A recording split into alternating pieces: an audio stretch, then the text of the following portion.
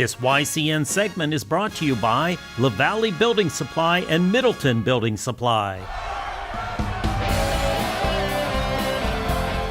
Welcome back, YCN Sports Talk. Jeremy Stell, Rob Taylor, the Executive Director of the Lebanon Area Chamber of Commerce, joining me again this week. And now we'll move over to some positive news. The Boston Celtics, they look like, I know it was kind of a tale of two halves we were just talking about, but they got the win in Game 1 and now go for number 2 against Indiana tonight. So what did you see in that Celtics? Little optimism for them maybe to get out of this first round? Yeah, you know, the first half, I think the halftime score, they were down. The Celtics were down by 7 points. Coming out in the third quarter, really came alive. And, you know, it was like you just mentioned, it was really the tale of two halves. Indiana sort of fell flat. I think they only scored 2 buckets in the third quarter, one of which was a goaltending. Right. So really only 1 bucket in the third quarter. And the Pacers were, you know, terrible from behind the arc. Like 20% maybe behind the arc, and the free throw shooting, I think 50% free throw shooting. So I'm sure it'll be more competitive tonight, but I'm also sure that the Celtics are going to play a better game too, especially in the first half. A little sense of urgency would be great out of them. We talked about some other teams, you know, some big favorites that have had a couple of stumbles, making it an interesting playoff time of year for NBA, which, I mean, you know, there's literally dozens of games going on, NBA playoffs, pretty much, you know, 2/3 of the league are in the playoffs. Yeah, right. So there's a lot of games and a lot of stuff going on. But I'm encouraged. We'll get to our picks in a little while. I'm liking the Celtics' chance in this series. Yeah, I mean, they played well. Like you said, they didn't play great, and that's where they stumbled a little bit in the first half. But like I was saying to you before we got on camera here, where I would have rather had it this than reversed, where they play a really good first half and then they kind of let up in the second half. They kind of struggled in the first half, turned the ball over too much, didn't get a lot of buckets, fast break opportunities, and then they turned on, played defensively, like you said, only a couple baskets, 8 total points. So they played better, and we all know this is the Indiana Pacers without Oladipo, the number 5 seed, so let's not get too excited, but it's at least good to see them moving along and playing some good basketball. Now, going further in the playoffs, depending on who they play, if they make it out of this round, no Marcus Smart. He looks like he's probably out for 2 rounds. I believe that's what they said. Who knows if he comes back?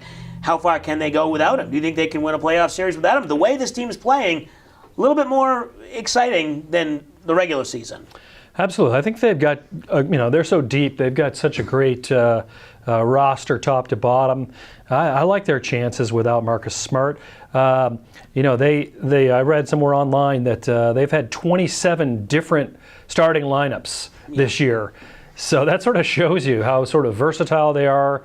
Obviously, we talked about it earlier this year, how, we're looking for trends.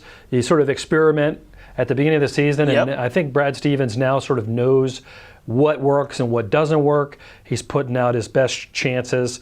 You're going to get a lot less from the bench now because you're going to play your starters for longer in the game. And I was watching some of his comments during practice yesterday.